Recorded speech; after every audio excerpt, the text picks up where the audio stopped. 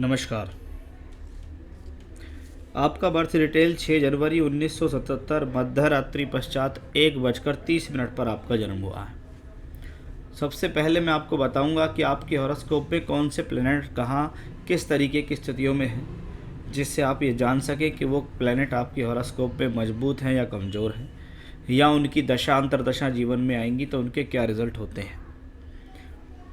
आपकी हॉरोस्कोप जो है वो तुला लग्न की हॉरोस्कोप है और चंद्रमा मिथुन राशि में बैठा है। लग्न के स्वामी शुक्र हैं, राशि के स्वामी बुध हैं। लग्न और राशि दोनों वायु तत्व राशि के प्रभाव में है, यानी तुला राशि भी 7 नंबर वायु तत्व है, चंद्रमा भी 3 नंबर में बैठा है। यानी व्यक्ति के मन के अंदर, व्यक्ति के स्वभाव के अंदर सदैव आगे बढ़ने की प्रेरणा देता है ये ग्रह। ऐसा व्यक्ति लगातार अपने जीवन में आगे बढ़ने की इच्छा रखता है, कुछ नया करने की इच्छा रखता है।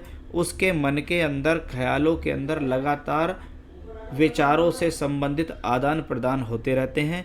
कुछ ना कुछ नई योजनाएं हमेशा मन के अंदर तैयार रहती हैं या सोच विचार चलते रहते हैं। चंद्रमा क्योंकि यहाँ 3 नंबर में है, दशमेश होके बैठा है, तो कर्म के लिए लगातार कुछ ना कुछ योजनाएं बनना ऐसे चंद्रमा से देखा जाता है।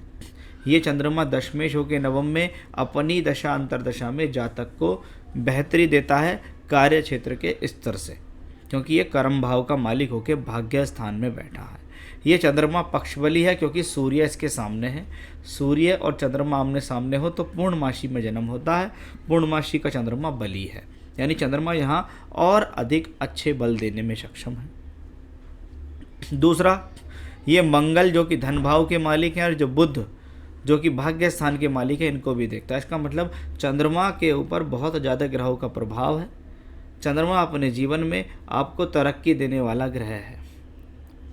अब आप देखिएगा, आपके लगन में राहु है। शुक्र की राशि में राहु हो तो अच्छा होता है, क्योंकि राहु और शुक्र का बहुत पुराना मिलन है। राहु केतु वो प्लैनेट हैं जिनको सर्प से जोड़ा गया। ये एक राक्षस के 2 टुकड़े हैं जिनको सर्प से जोड़ा जाता है, और वो सर्प से जोड़ने वाले हैं शुक्राचार्य। इसलिए लगन में बैठा हुआ राहु अकेला है, इसके ऊपर कोई दुष्प्रभाव नहीं है, इसीलिए राहु मजबूत है। राहु शुक्र की राशि में है और शुक्र बैठा आपके पंचम भाव के अंदर। लग्नेश पंचम में और राहु जिसकी राशि में वही पंचम में। लग्नेश पंचम में हो, व्यक्ति बुद्धिमान है, व्यक्ति को नॉलेज है, व्यक्ति की पकड़ है, व्यक्ति किसी भी विषय पर पकड़ बना सकता है। और शुक्र भी यहाँ वायु तत्व राशि में, आप देखिएगा 3, 7 और 11, इन वायु तत्व राशियों के अंदर प्रभाव ग्रहों का होना व्यक्ति को सदैव जीवन में आगे बढ़ने की प्रेरणा देता है। वायु क्या होती है? वायु तत्व वायु में चलता है, प्लेन हवाई जहाज वायु में चलता है। तो क्या होता है, जीवन में व्यक्ति कहीं ना कहीं प्लेन, हवाई जहाज इनकी यात्रा करता है, क्योंकि ये वायु तत्व राशियाँ हैं। और वायु तत्व राशियों में बैठे हुए मन मस्तिष्क के कारक चंद्रमा, लग्नेश शुक्र आपको जीवन में चलायमानता देते हैं, आपके जीवन में विचारों का आवागमन देते हैं, और उन आवागमन से आप अपने जीवन में बेहतर होते हैं। लग्नेश का पंचम भाव में जाना एक बुद्धि के बल पर धन देने का योग है। ये शुक्र अपने आप में बेहतर स्थिति है। मैंने इसको नवमांश में भी देखा और दशमांश में भी ये योग कारक होकर अच्छा है, यानी शुक्र भी और राहु भी आपके हॉरोस्कोप में अच्छे प्लैनेट हैं। राहु को तो खासकर मैं कहूँगा कि देखिए, मैंने अभी बताया कि राहु वायु तत्व राशि में, राहु यहाँ भी लग्नेश बृहस्पति के साथ है। राहु यहाँ 12th हाउस में बृहस्पति के साथ है। इसका मतलब जीवन में कभी भी राहु से संबंधित दशाएं आएंगी तो आपके लिए अच्छा तो होगा, और दूर स्थानों से संपर्क भी ऐसा राहु आपका बना देगा, या कहते हैं दूर ले जाएगा, विदेश ले जाएगा, ऐसा कह सकते हैं। चलिए, शनि योग कारक दशम भाव में चंद्रमा की राशि में है। दशम में बैठा हुआ शनि कार्य क्षेत्र के प्रति मेहनत कराता है। शास्त्र कहता है दशम भाव में जितने अधिक सौम्य ग्रह बैठे होते हैं उतना प्रोफेशनल लाइफ इजी हो जाती है। जितने पापी ग्रह जैसे शनि है, सूर्य है, मंगल है, राहु केतु है, उतना ही प्रोफेशनल लाइफ के अंदर प्रॉब्लम देते हैं, स्ट्रगल जाते कराते हैं। अब शनि कहने को योग कारक है, मित्र है शुक्र का, योग कारक है, भूमि जमीन जायदाद प्रॉपर्टी दे देगा, बुद्धि से लाभ देगा, धन देगा, क्योंकि योग कारक है। लेकिन शनि दशम में है, इसलिए प्रोफेशनली स्ट्रगल कराएगा। शनि की तीसरी दृष्टि द्वादश भाव पर जाती है। कार्य क्षेत्र के लिए आप दूर स्थान से संपर्क करेंगे।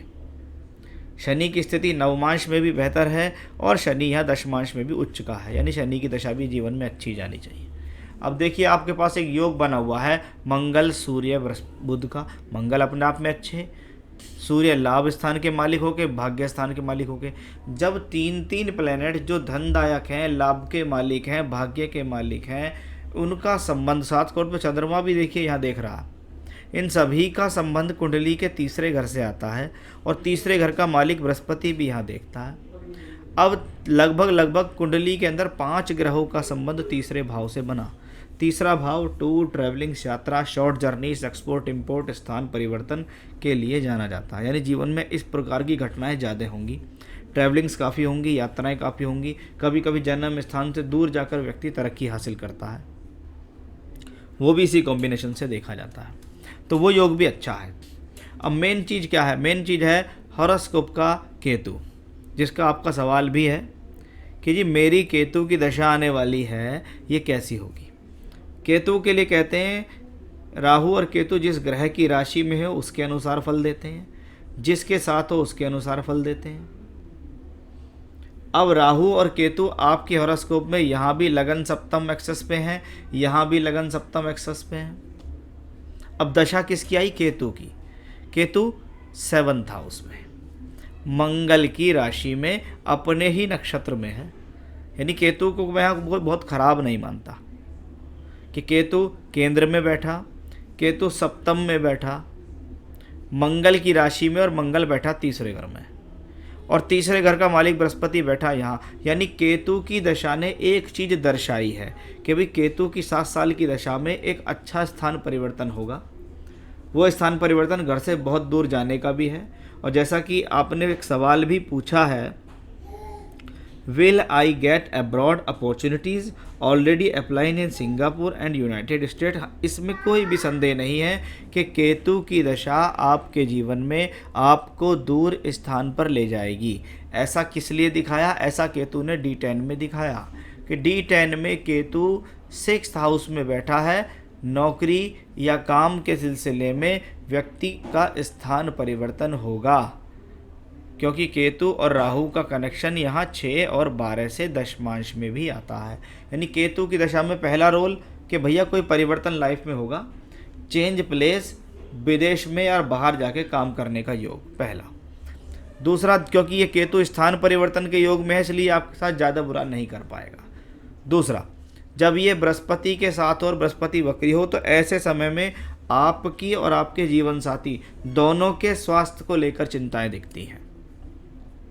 ये समय कभी कभी जीवन साथी से दूरी भी बनाता है कि आप किसी काम के सिलसिले में बाहर चले गए, मान लो विदेश चले गए, आपने कहा भी मैं अभी अकेला ही जा रहा हूँ, 1.5-2 साल बाद तुमको लेकर जाऊँगा। तो यह लंबे समय तक परिवार से दूर रहना, लंबे समय तक फैमिली, पत्नी से दूर रहने का भी एक योग है। स्वास्थ्य का विशेष ध्यान आपको केतु की दशा में रखना है, अपना भी और अपने जीवन साथी का भी, क्योंकि केतु यहाँ भी जो है 7th हाउस में ही है। तो नौकरी के उद्देश्य से, काम के उद्देश्य से ठीक है, स्थान परिवर्तन कराएगा, ट्रैवलिंग्स कराएगा, यात्राएं आपके जीवन में कराता रहेगा। लेकिन केतु जब 6th लॉर्ड जुपिटर के साथ भी हो तो 6ठा घर रोग, ऋण, रिपु होता है, हेल्थ इश्यूज दे सकता है। किसी प्रकार का लोन्स आपके ऊपर चल रहा है अगर, तो उसको चलाता रहेगा, क्योंकि आपने कहा will I clear all my financial loans and make some saving for my old age. देखिए केतु की दशा है, 7 साल की है, इसका मतलब केतु आपको जीवन में आसानी से कर्ज मुक्त नहीं कर पाएगा। हो सकता है आप अब आने वाले जीवन में और कोई कर्ज ले लें और कोई लोन ले लें अपने जीवन में, अपने काम को सुचारू रूप से चलाने के लिए, कि भी चलो कोई बात नहीं है, तो जीवन है, इसमें तो आता जाता रहता है, चुका देंगे। लेकिन हाँ, अभी केतु की दशा 7 साल है, मार्च 2029 तक है, इसलिए केतु आपके जीवन में लगातार आपको डेब्ट्स में रखेगा। उतार देंगे आप, इसमें कोई संदेह नहीं है। लेकिन कभी कभी क्या होता है, व्यक्ति पैसा जोड़ता है कर्ज उतारने के लिए, सेविंग्स करता है कर्ज उतारने के लिए, लेकिन फिर भी वो कहता है कि भाई कहीं ना कहीं मुझे और ज़रूरत पड़ गई है, इसलिए वो और लोन ले लेता है, अंततः चुका जरूर देता है।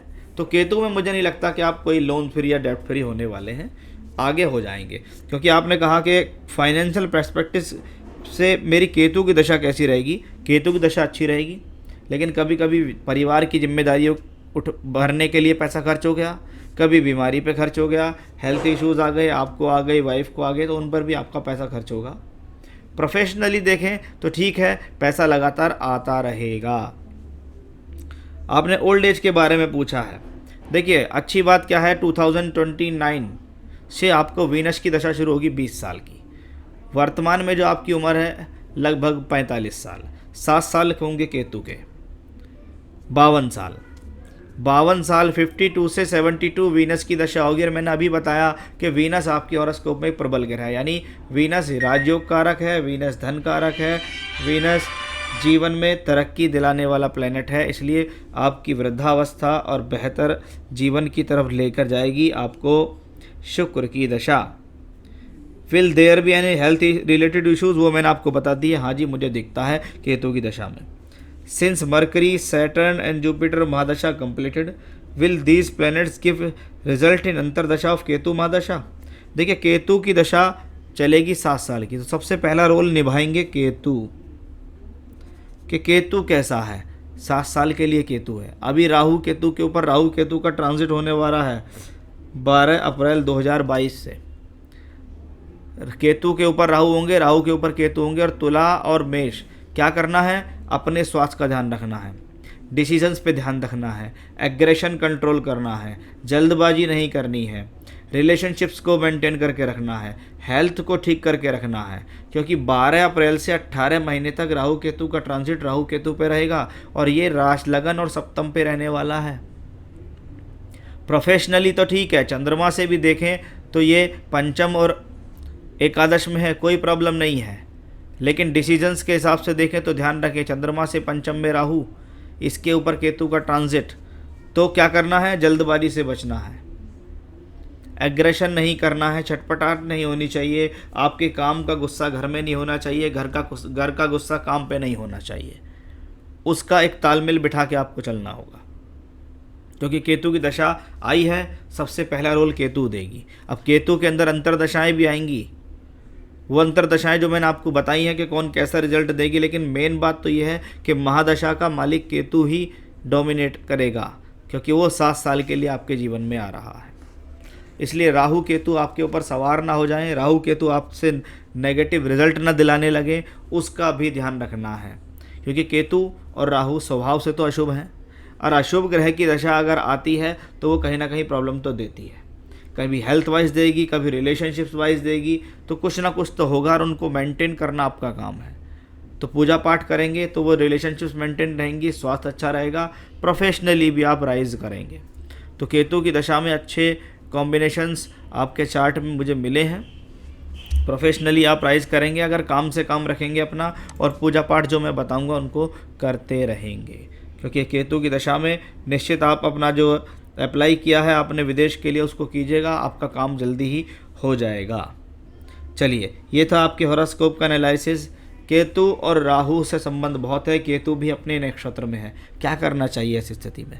देखिए, सबसे पहले आप रोजाना 3 बार करेंगे रुद्राष्टकम का पाठ, और 3 बार करेंगे संकट नाशन गणेश स्तोत्र का पाठ। 3 बार दोनों पाठ आपको ये रोजाना करने हैं, संकट नाशन गणेश स्तोत्र और रुद्राष्टकम। तीसरा उपाय है, सोमवार के दिन आप पंचामृत से भगवान शिव का अभिषेक करें, उनके मंदिर में जाएं और पंचामृत से भगवान शिव का अभिषेक करें। ओम नमः शिवाय या ओम त्र्यंबकम जो मंत्र है, उस मंत्र का उच्चारण करते हुए भगवान शिव को अभिषेक करें, वो आपके लिए बढ़िया रहेगा। और ये पूजा लगातार करनी है। जिन बातों के बारे में समझाया है कि किन किन चीज़ों का ध्यान रखना है, वो आपके लिए बहुत ज़रूरी है, क्योंकि पूजा पाठ अपनी जगह है, लेकिन आपके कर्म अपनी जगह हैं। आपके कर्म क्या कहते हैं उसका भी आपको देना होगा विशेष ध्यान। इसलिए पूजा पाठ में भी मन लगाएं, ध्यान से चलें। ओपल पहनने की सलाह मैं आपको दूंगा, एक डबल फायर ऑस्ट्रेलियन ओपल राइट हैंड की इंडेक्स फिंगर में आप चाहें तो हमसे प्राप्त कर सकते हैं। सर्टिफाइड स्टोन की रिंग बनाकर आपके एड्रेस तक हम भेज देंगे। तो ये था आपके हॉरोस्कोप का एनालिसिस, सवालों के जवाब और उपाय। नमस्कार।